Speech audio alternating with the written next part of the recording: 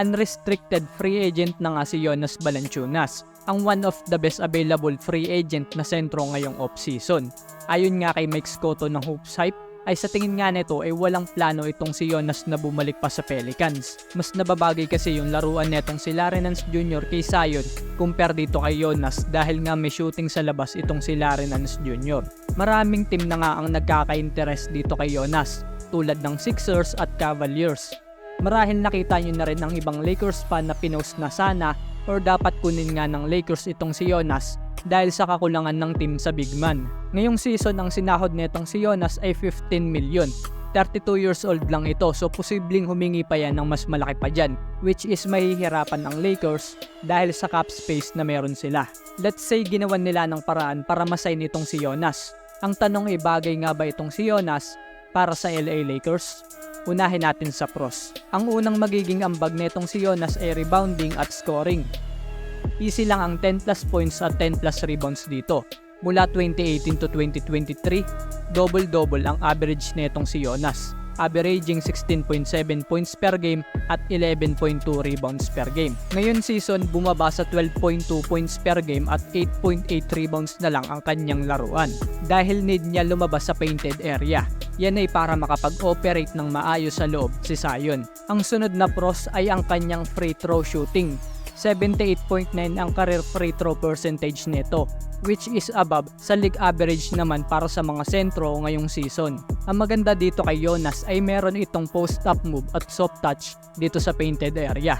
Kaya walang duda above league average din ang field goal percentage nito na may 55.9%, pero ang pinaka-advantage na madadala nito sa Lakers ay ang makakapaglaro si Davis sa kanyang natural position bilang forward.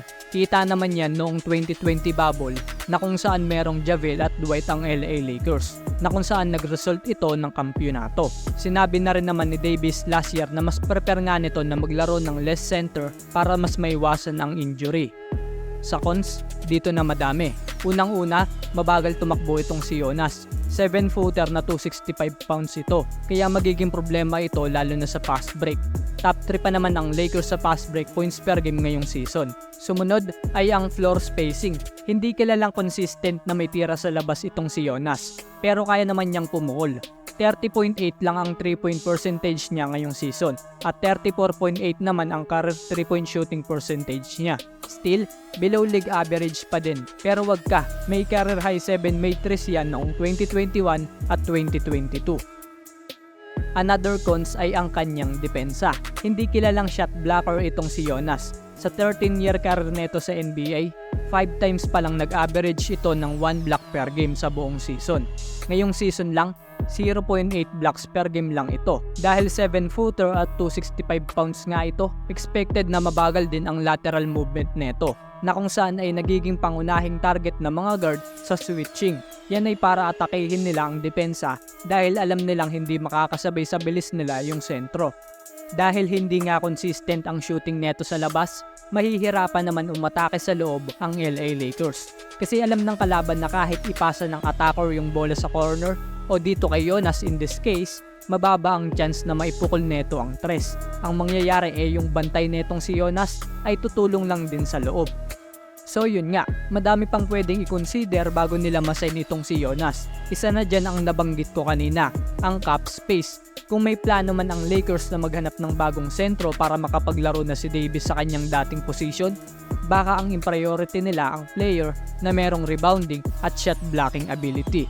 Pero mas less ang ibabayad nila compare dito kay Jonas. Kung gusto nyo makita ang listahan ng mga available free agent na sentro ngayong off-season, click nyo lang yung link sa baba mga kamamba. I-comment mo na rin kung sino ang sa tingin mo ang bagay dito sa LA Lakers.